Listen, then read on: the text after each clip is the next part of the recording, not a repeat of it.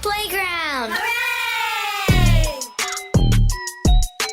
This is the Deron Harris Podcast. Here's your host, Deron Harris. Hey everybody, what's up? Welcome back to the show. I'm your host, Deron Harris. This is my podcast. How you feeling this week?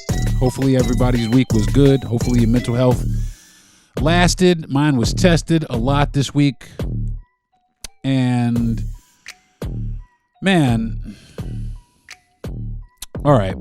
We just went through Memorial Day. It's summertime now. And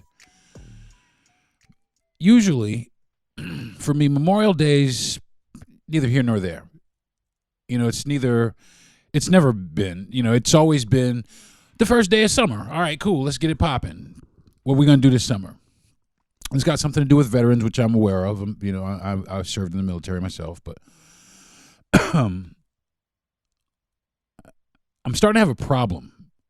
And the problem I'm starting to have was, well, let me just set it up for you. Me and my wife decided that we were going to take a ride to the beach for Memorial Day. And on our way to the beach, we live in a rural area. We live in a small town. So we have to drive through the country in order to get to the beach. So as we're driving, takes about a good 2 hours. And the majority of the way is, countryside. And the countryside is absolutely beautiful. But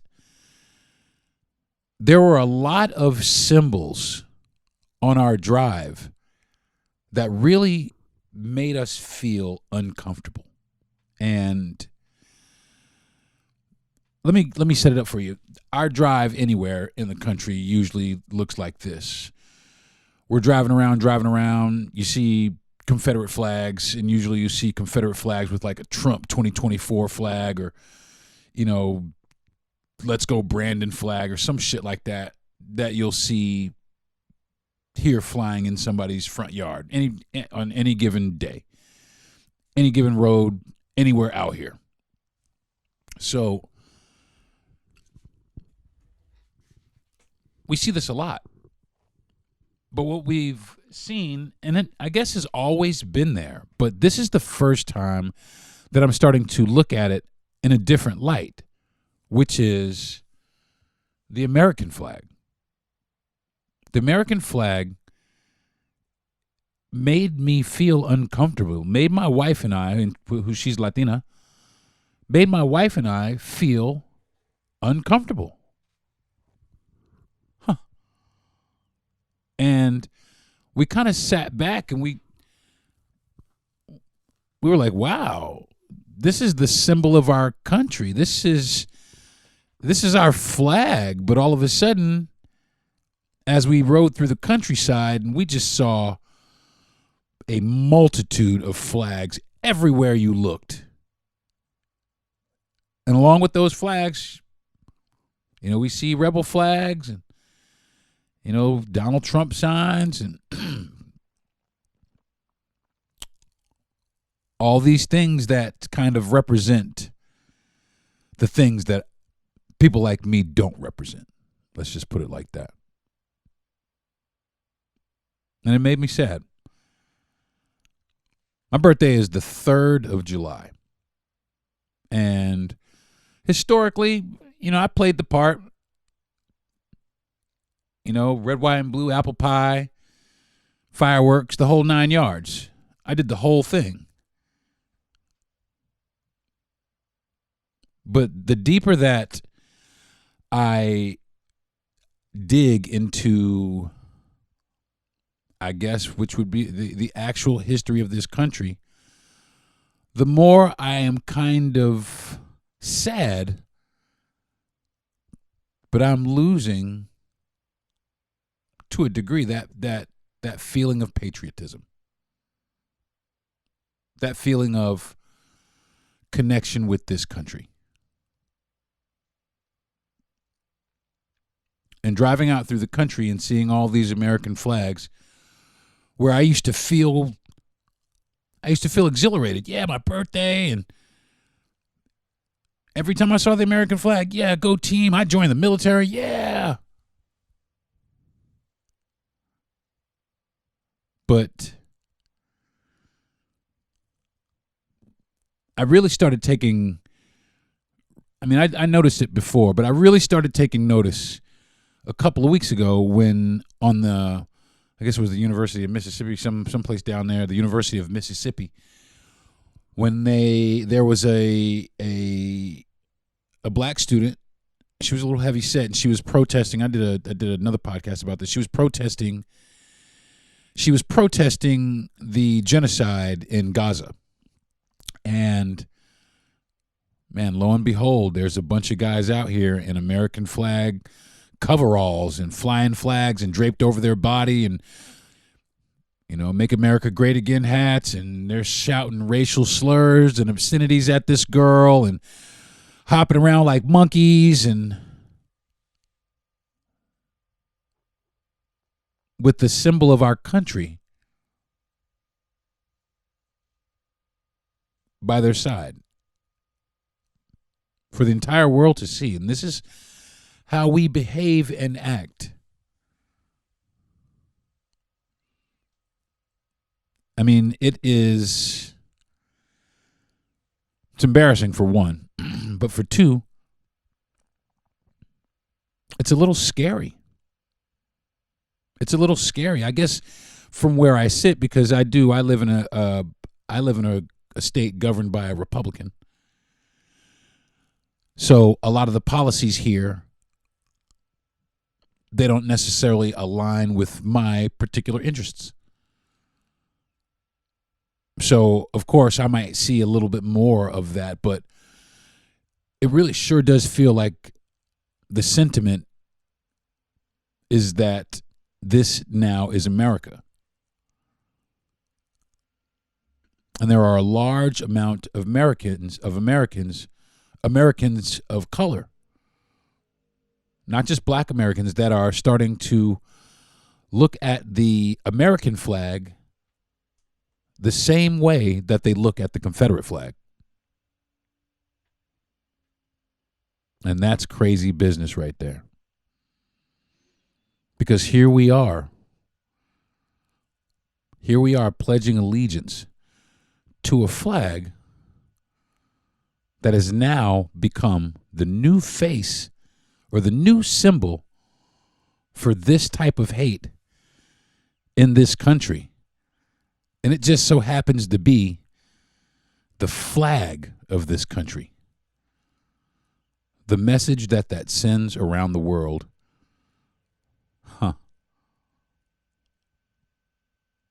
The message that it sends to me.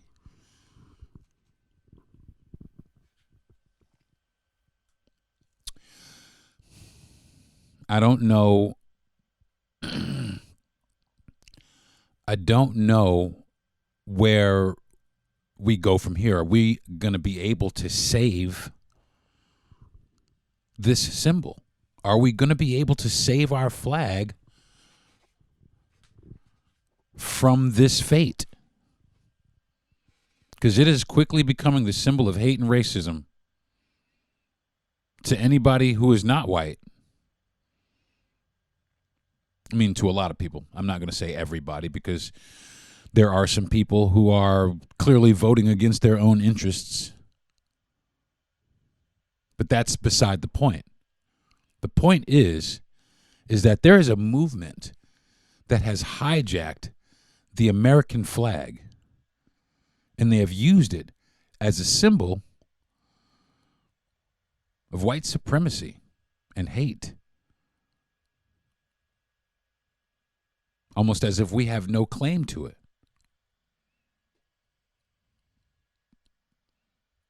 I think it's disgusting, personally. I think it's absolutely disgusting. Now, to continue the story, it's 2 hours through the country, and we're driving through the country, and we were talking about this very thing, and flag after flag after flag, and we turn the corner and we see, we see some things, that make us feel a little more comfortable. Just areas, pockets where there are a little more minorities, or pockets where we feel that the people are a little more accepting, but those pockets are like just that, little pockets. So we get out towards the coast, towards our destination, and we decide to ride through one of the town, like the little beach town. So as we're driving through the beach town, it's a very affluent place, by the way, extremely affluent. And as we ride down the main road, which is quite a long way, it's quite a long way. As we ride down the main road, we quickly notice that we are, two of maybe 6 people. 3 total couples, me and my wife and maybe 2 other couples. We were the only minorities out there, around thousands of people, for the celebration of Memorial Day. It was a beach day. It's wonderful outside. And we drove slow. We drove 25 miles per hour. Everybody got a good look at us. They made sure that they got a good look at us. And they made sure that we knew that they were looking at us. And they also made sure that we knew that they were not happy with us being in their area. But meanwhile, I look around and I see nothing but red, white, and blue. People dressed up like it. People got bows in their hair. People wearing skirts, sneakers, big shirts, big trucks with red, white, and blue. All it just America at full tilt. And I felt extremely uncomfortable. Now, I have anxiety as it stands. I have terrible anxiety and major depression. And I started having an anxiety about this. There was a 2-lane road. There's no exits for a while. And I'm like, man, I didn't think anything bad was going to happen. But I couldn't help but think, if these people feel like this, and as we drive through the countryside and those people feel like that, excuse me, I have to sneeze. Woo! If these people out here at the beach feel like that, and these people on our 2-hour countryside drive feel like that, I wonder how deep it really goes. I know that it stretches all the way over to Mississippi.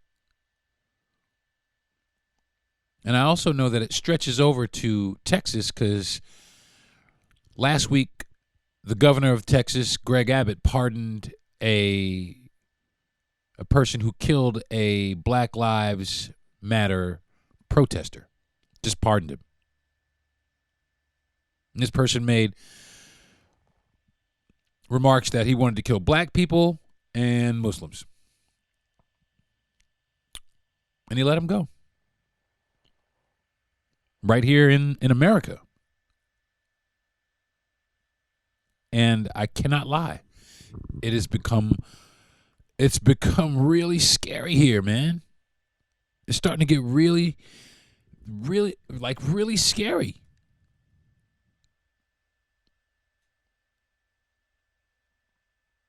I hate going places. I hate to go places. People are just carte blanche to walk around with firearms. Take them inside just about anywhere, concealed, without a permit or anything. And one day they just don't like me. Or I'm in some place, the wrong place at the wrong time. And I know I can't think like that. And they're like, that's a slim chance to happen. But there is a chance that it could happen. right here in America. Right here in America. I'm going to take a break.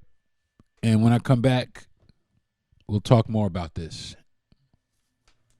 This is the Deron Harris Podcast. Turning my pain into purpose is pretty much what I have done to start this foundation. In August 2020, after the death of George Floyd, Bridget Floyd and other family members established the George Floyd Memorial Foundation in support of the Black community.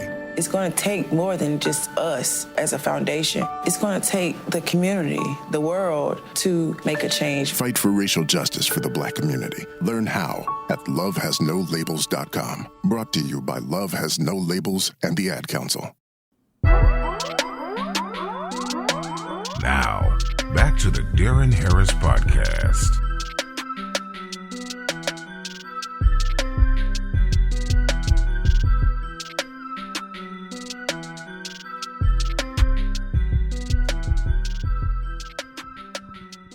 Hey, folks, what's up? Welcome back to the show.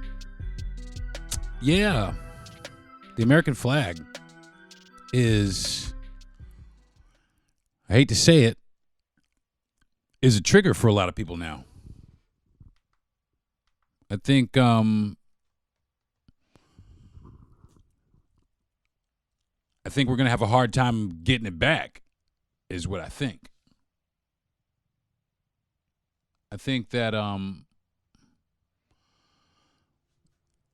I really don't know how it got away from us. How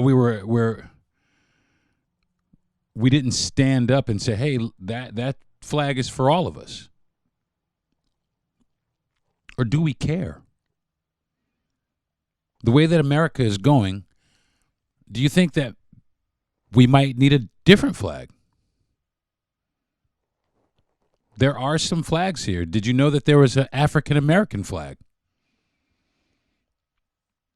I'm about to get that flag myself. And as soon as I take this ancestry, it's African ancestry. As soon as I take that test and find out exactly where in Africa I come from,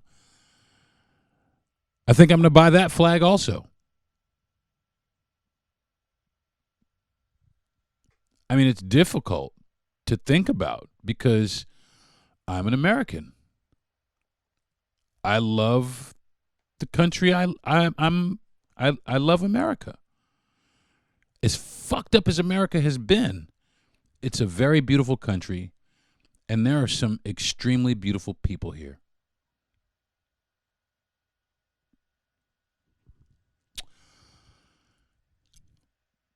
So we did make it to the beach.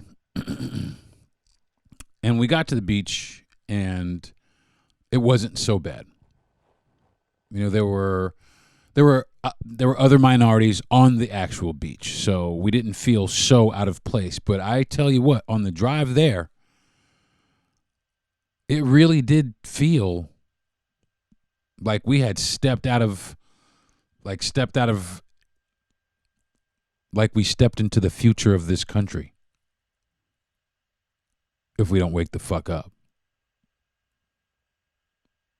And it wasn't fun. It was very uncomfortable. And I can't stress that enough to you. If you love this country, like you say you love this country, and I'm talking to the minorities, then something's got to be done, because our symbol, the symbol of freedom, the symbol for freedom, the symbol of our country has been hijacked.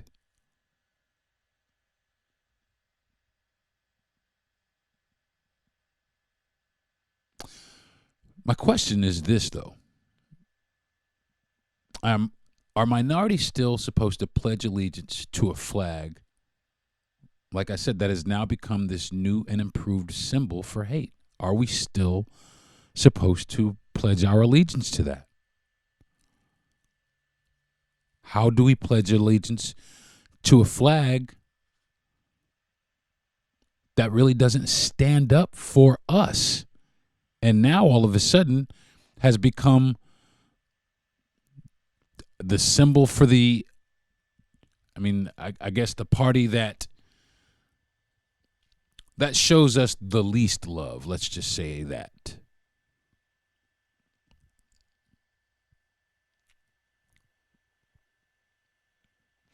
It's pretty dire. Anyway, different subject, but kind of along the same lines as the same subject. Donald Trump is found guilty on all counts. Yeah. I don't know if you can hear that, but sirens right outside my door as I say that. That's right. Found guilty on all counts. And that's got some people up at arms, needless to say. Some people are upset. They're calling it a witch hunt. And some people say he's been martyred. And no, he's just been found guilty of the shit that he did. And I have a saying, and I have coined this phrase, and you heard it here first. You heard it here first, folks. And the saying I always have, I always have that people hate being guilty of the shit that they're guilty of. They hate it. You're guilty, man. You shouldn't have did this shit in the fucking first place. You're guilty. But these people who have commandeered the flag in this guy's name, that's a scary bunch of folks. That is a scary bunch of folks. July 3rd, I will be 54. When I turned 50, my best friend and producer, his family, my wife, we all decided that we were going to float down the river. And we were on the river for 3 or 4 days out there in the wilderness. We had a little tiny home cabin. It was great. We had a wonderful, wonderful time. We floated down this river. We floated down what's called the Hijacking River up here in North Florida. And it runs into, I think it runs into the Swanee. I think it runs, either way. It runs into another river. Now, there is a state park side of this river that you can pay, and it's the state park, and they have floats that you can rent and turn back in, but that's near the front, near the beginning of the spring, near the beginning of the spring-fed river. It's absolutely beautiful. It's crystal blue, 30 feet deep. It's great. But that's the state park side. But then after the state park side, there's the private side, which lasts longer. The state park side, you can float down the river. I think it's an hour and change at most, maybe 2 hours at most. But then you can stay on, you can go past where you get off for the state park side, past that, into private territory, where it's privately owned, I guess, homes that line the banks of the river. The river itself isn't private, but the property that lines the river is private. There's homes and things of that nature. And at these homes, again, on my birthday, what I saw was an overwhelming amount of Confederate flags as we floated down the private portion of this river. And my wife and I, in this particular party, my wife and I and my best friend's son-in-law and his children, their children, were the only people of color in our party. And as we float towards the end and got past the state park side where there were other people of color, as we floated past that, there were no more people of color after that. And we continued to float. Now, I didn't feel particularly threatened at that moment because, I was with some people that I felt very comfortable with. Some very, very, very good friends that, well, let's just say some ride or dies. But as we floated into that territory, and it being the 4th of July weekend, it was really busy. And the banks on both sides of that river were lined for as far as you could see with Confederate flags. And it felt uncomfortable. I felt all the eyes. My wife and I talked about it. We just felt all the eyes staring at us as if to say, what the hell are you doing down here? What are you here for? Who told you that you could be here? And that was just a few years ago. But at that time, I only saw a couple of American flags. It wasn't a bunch of American flags. But now all of a sudden, the American flag is poised right up there with the Confederate flag. And now these people they're galvanized. A lot of them are galvanized after his conviction.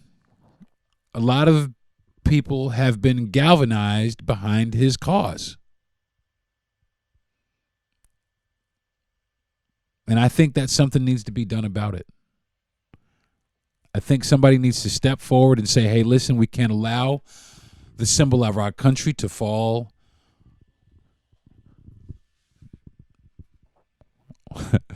not into the clutches of the enemy, but we can't allow it to be disrespected like that. You know what I'm saying?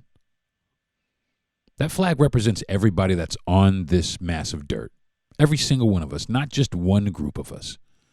It represents all of us. There are black men and women, Asian, Latin, Indian men and women born in this country that have fought and died for that very flag.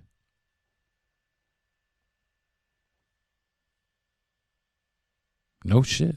Fought and died for that flag. A flag that they loved.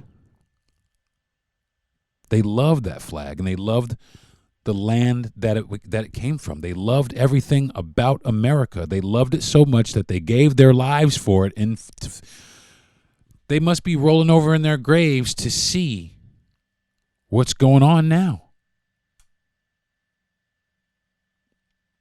We are reverting in this country. We are reverting. We are going backwards. And if we ain't careful, we're going to end up back in the days of Jim Crow before you know it. We need to open our eyes and wake up and decide, are we going to let our democracy die? Or are we going to fight for it? And it starts with the symbol. It starts with our symbol. It really does. I mean, because honestly,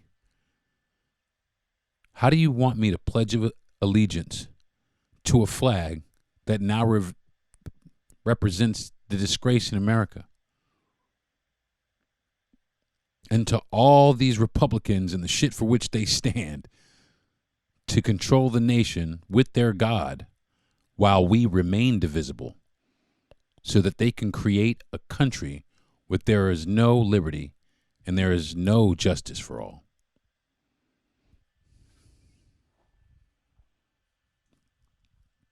We need to figure it out, folks. So, sorry about the somber episode of the Deron Harris podcast, but I'm kind of sad about this one, and it really is depressing to realize that this is America, and if we don't do something about it, this is it's just going to get worse. I mean, because even though Donald Trump has been convicted, that does not disqualify him from running for president. It doesn't disqualify him. He's still able to run for president of the United States, which is crazy to me. I know motherfuckers that can't get a job like at McDonald's with a felony, but this motherfucker gets to be the president. I don't get it. Make it make sense. But I don't know. I guess that's for another podcast. But with that being said, I think that's going to do it for this episode of the Darren Harris Podcast. Think about that shit, folks. Think about it. Especially people of color. Are you starting to feel threatened by the American flag? I know I sure am.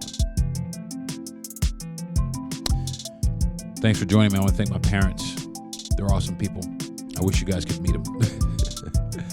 I want to thank my wife for being absolutely amazing and the biggest fan that I have. I want to thank my best friend, Jesse Yandel, and he's also my producer, for putting me up to this show and for also taking me down the river with your family, man. I want to thank Gentry Thomas for giving me the platform to do my podcast on. I do appreciate it. And I want to shout everybody that's listening to my podcast out. I want to shout y'all out, man. I do appreciate it. I want to thank you guys most of all, because without you, there is no Darren Harris show. It's just me talking to my fucking self. So thank you very much. And I appreciate you. And hopefully everybody has a good next week. And I don't know. I'm going to try to figure out something,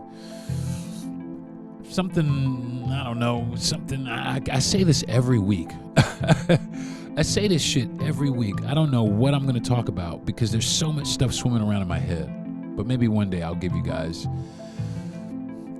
I don't know, a look into the future, some shit like that. But until then, I'm going to go in here and eat some cake.